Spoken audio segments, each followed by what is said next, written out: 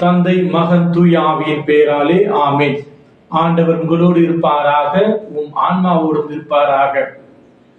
அன்புமிக்க சகோதர சகோதரிகளே, இந்த நற்செய்தியானது மத்திய எழுதிய நற்செய்தி 21வது அதிகாரம் வசனங்கள் 23 27 முடிய உள்ள வசனம்.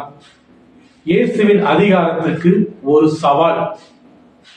பரிசேயர்களும் மறைநூல் அறிஞர்களும் இயேசுவிடம் வந்து, இவற்றையெல்லாம் நீர் எந்த அதிகாரத்தால் செய்கின்றீர் என்று கேட்கின்றார்கள்.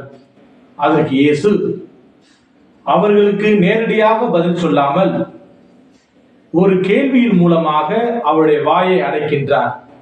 அது என்ன கேள்வி என்றால், திருமுழுக்கு யோவானுடைய அதிகாரம் விண்ணகத்திலிருந்து வந்ததா அல்லது மனிதர்களிடமிருந்து வந்ததா என்று. விண்ணகத்திலிருந்து வந்தது என்றால் பின்பு நீங்கள் ஏன் அவரை ஏற்றுக்கொள்ளவில்லை என்ற கேள்வி திரும்பவும் இயேசு எழுப்புவார். மனிதர்களிடம் வந்தது என்றால் பின்பு மக்கள், அதாவது திருமுழுக்கு யோவானை மக்கள் ஒரு இறைவாக்கினராக கருதினார்கள். அதனால் அவர்கள் மக்களுக்கு பயந்தார்கள், இந்த பரிசேயர்கள், சதுசேயர்கள், மறைநூல் அறிஞர்கள் அனைவரும். அதனால் அவர்கள் பதிலை மழுப்பும் விதமாக எங்களுக்கு தெரியாது என்ற பதிலை கூறிவிட்டார்கள். அதற்கு இயேசுவும், நானும் எந்த அதிகாரத்தால் இவற்றை செய்கின்றேன் என்று உங்களிடம் சொல்ல மாட்டேன், உங்களுக்கு கூறும் அவசியம் இல்லை என்று கூறிவிட்டார். அன்புமிக்க சகோதர சகோதரிகளே, அதிகாரம் என்பது பிறரை அடக்கியோ ஒடுக்கியோ துன்புறுத்தியோ வாழ்வது அல்ல. அதற்காக அதிகாரம் கொடுக்கப்பட்டதல்ல.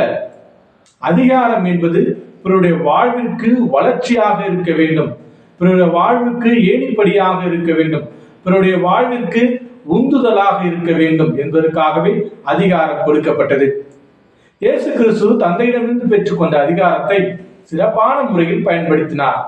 அவருக்கு கிடைத்த அதிகாரத்தை ஏழைகள், எளியவர்கள், ஒடுக்கப்பட்டவர்கள் இவர்களின் வாழ்வாதாரத்திற்கு, வாழ்க்கை உயர்வதற்காக பயன்படுத்தினார்.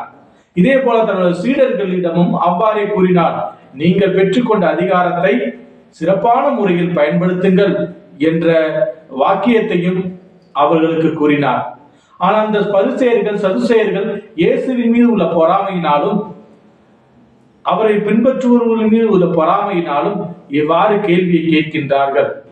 இயேசு அவர்களுக்கு தகுந்த பதிலளித்து அவர்கள் வாயை அடைக்கின்றார். அன்புமிக்க சகோதர சகோதரிகளே, ஞானம் எப்போதுமே ஜெயிக்கும் என்பதற்கு இயேசு ஒரு உதாரணம்.